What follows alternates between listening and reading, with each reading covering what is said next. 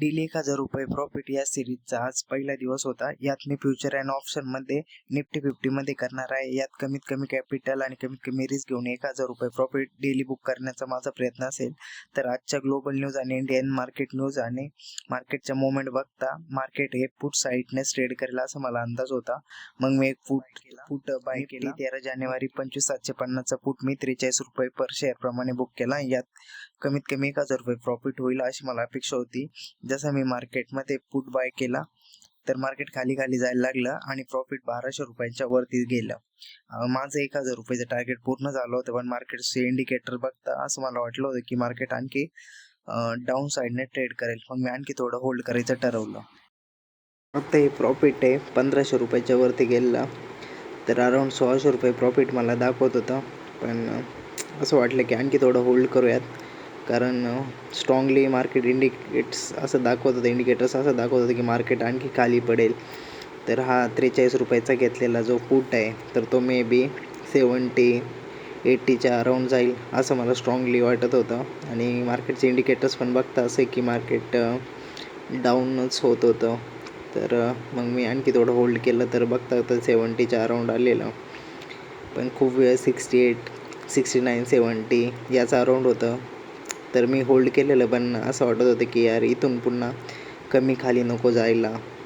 तर मग नंतर असं वाटलेलं की 65चा स्टॉप लॉस लावून ठेवूयात. जर खाली गेलं तर 1,500च्या अराऊंड तरी प्रॉफिट होऊन जाईल.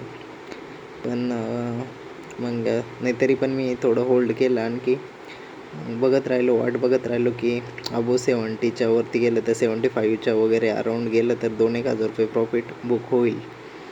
तर मग मी आणखी होल्ड केलं. खूप वेळ ते होल्ड करून ठेवलं. स्टॉप लॉस तर काही मी लावलं नव्हतं, कारण म्हणजे वाटलेलं की लावूयात 65च्या अराऊंड.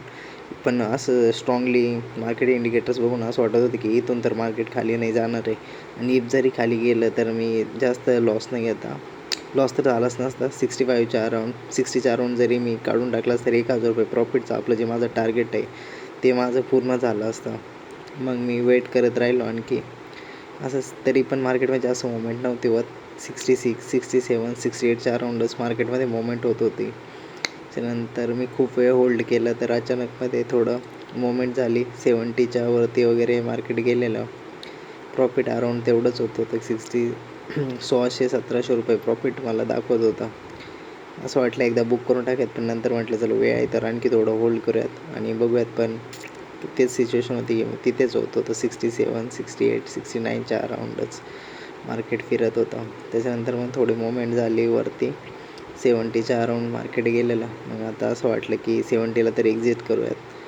मग थोडं थांबलेलो आणखी. पण तर मग 71च्या वगैरे अराऊंड गेलं तर मग तेव्हा प्रॉफिट असं वाटलं की 2,000 रुपये प्रॉफिट आपण बुक करून टाकूयात.